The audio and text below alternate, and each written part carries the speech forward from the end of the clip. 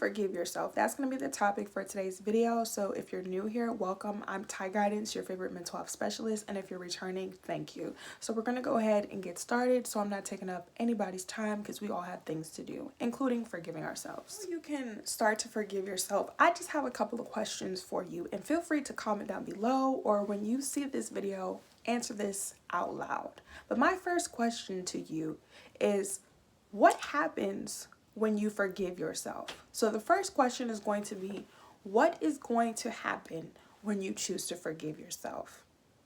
The second question that I want to ask you is, how is forgiveness going to affect you? What are the effects of you forgiving yourself? And lastly, when you forgive yourself, are you going to move forward? These are the 5 strategies that I'm going to recommend and suggest to you guys when it comes to forgiveness. Starting off with number 1, address the issue. What's the problem? What is wrong? In order to have a solution, there needs to be an issue. You have to address the issue in order for you to forgive yourself. If you don't know what's wrong, if you don't have a problem, you can't come up with a solution and you can't move forward. Okay? So number 2, when you address an issue, people like to say trigger warning, disclaimer. When you address an issue, you're going to feel triggered. If you are experiencing trauma, if you have been hurt, whether that's emotionally, physically, or financially, you're going to be wounded. You're going to feel some type of way. And a lot of you all, depending on where you are in your healing journey, are experiencing frustration, anger, disappointment, guilt, shame, abandonment, just negative and low vibrational energy, if we're being completely honest. And it's okay, because we're here to transmute this negative energy and turning into positivity, because it's possible. But just keep in mind, as you are healing yourself and you're evolving and learning to let go of things that no longer resonate with you, you're going to feel triggered. You guys, if you see me pause, it's because my phone is about to die. But you're going to be triggered. And disclaimer, if you have not addressed the issue that you've been dealing with for years, it's going to hurt.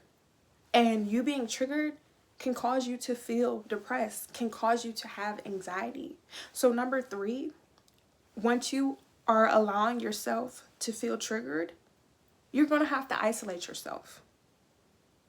You're going to have to isolate yourself. You have to isolate yourself, okay? As your mental health specialist and your mental health strategist, I'm here to suggest and advise, but also speak from a place of experience and tell the truth and what has helped me along my healing journey. Isolation. Prepare to be alone. You don't have to be alone forever.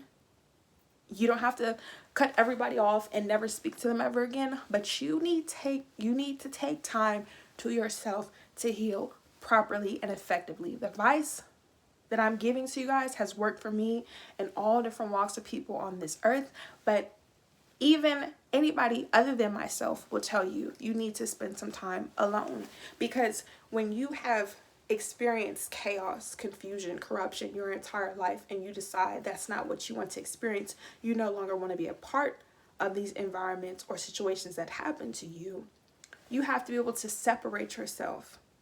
So therefore, you can release everything that's no longer serving you. So number 4, because now I'm just venting and ranting and trying not to get distracted and my phone's about to die, is preparation for withdrawals.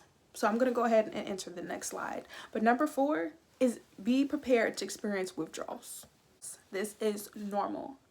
Some days are going to be good, some days are going to be bad. Some days you're going to be happy, some days you're going to be mad. Red fish, blue fish, one fish, two fish. Shout out to Dr. Seuss. But in all jokes and in all reality, you're going to experience withdrawal. Some days you're going to feel really good, and then some days it may hit you. The purpose of your withdrawals is to remove yourself from the chaos, is to remove yourself from the anxiety, is to remove yourself from the detachment. And once again, you guys, healing is a journey. There is no right or wrong way to do so. There is no time limit. I'm only here as your mental health specialist and strategist to suggest and advise.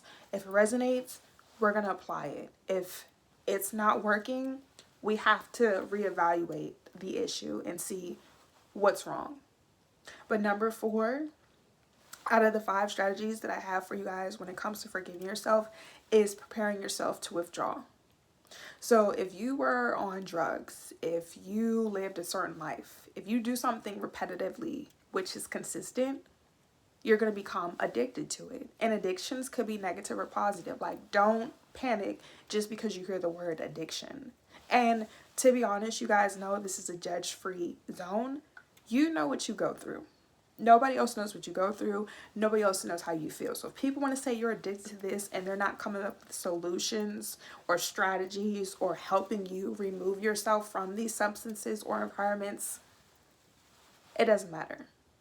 But what does matter is that you are prepared to go through the highs and the lows. Like, you may be driving, everything is good. You may be going outside, you may be trying to hang out with people, and then you realize, okay, you just start having mental breakdown.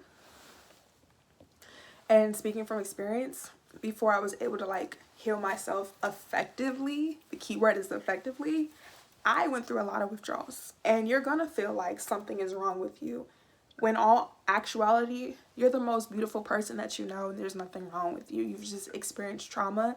And like myself, you may not have the friends and the family and the finances and the support and the guidance, okay? This is why we're here. This is why I'm here.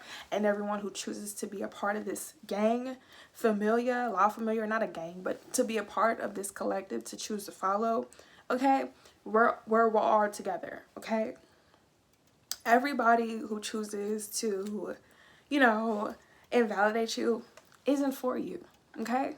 So lastly, because now once again I'm getting sidetracked, number 5 is to practice kindness. And this right here is my swag. Shout out to Soulja Boy. But no, practicing kindness, honestly, I may have to make a separate video for that, because all of these things are effective, but practicing kindness is chef kiss. That is what is going to help you stay consistent. How you talk to yourself as you're healing yourself. Trust and believe. Beating yourself up, being angry, being frustrated, being so mean to you when you need the love and the grace is a skill.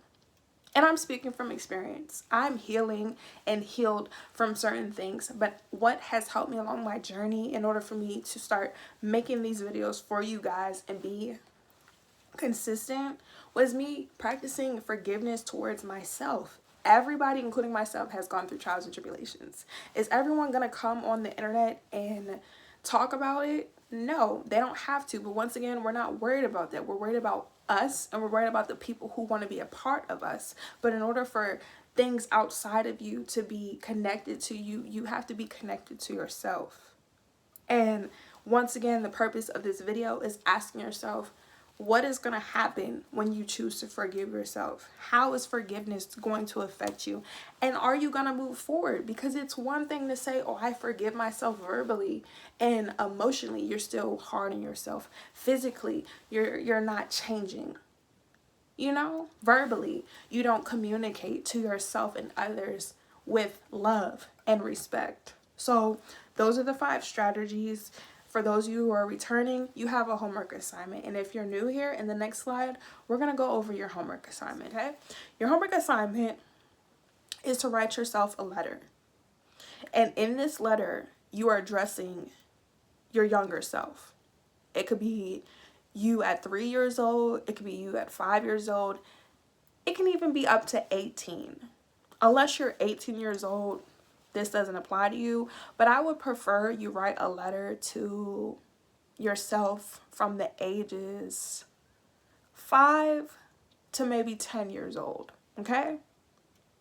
And in this letter, I want you to tell your younger self what's going on with you right now and how it's about to die. Your homework assignment is to write your younger self, a love letter. I want you guys to write some words of encouragement. I want you guys to write to yourself how you currently feel right now and what you've gone through in some form of reassurance. Because my phone's about to die, make sure you guys follow us on Instagram and Twitter at @Ty_Guidance to stay up to date. If you guys want a one-on-one session, go to my website at tyguidance@satmore.com, and make sure you like, comment, share, and stay tuned for further videos. Make sure you do your homework because we're going to hold you accountable. Until next time.